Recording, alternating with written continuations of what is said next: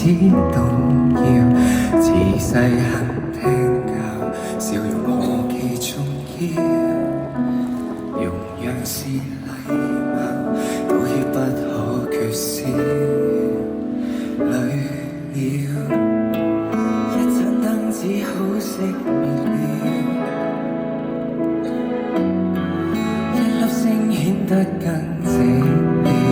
難道我寧願他人好，最後連想講出感覺亦怕很無聊，存在亦變得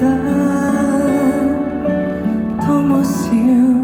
誰會喜歡聽我吐苦水？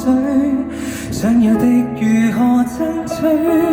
試一口拒絕到底有沒有罪？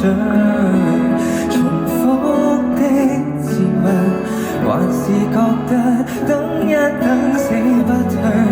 但愛好直到幾多歲？留住笑面，結果將裡面粉碎。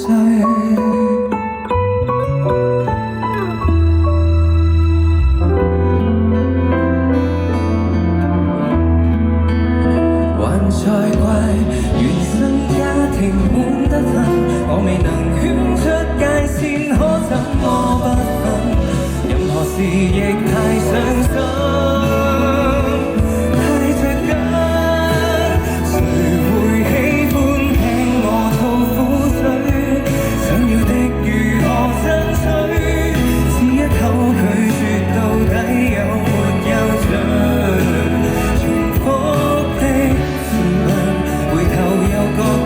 不說更加乾脆，但愛好直到多麼氣餒，留住笑面，偏偏一切沒興趣。為何已留住身邊的人，和平到懷疑着人生？徘徊在世上有什麼好興奮？當我看着遠方那麼背銀，全是內疚感，不吸引。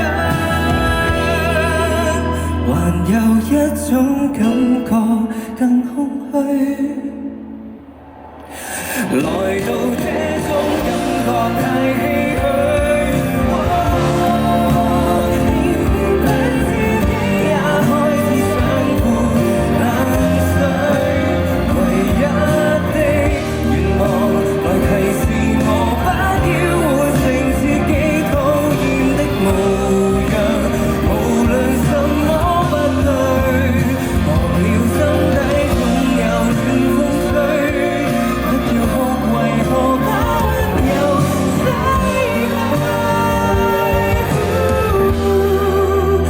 來苦心自問，仍能如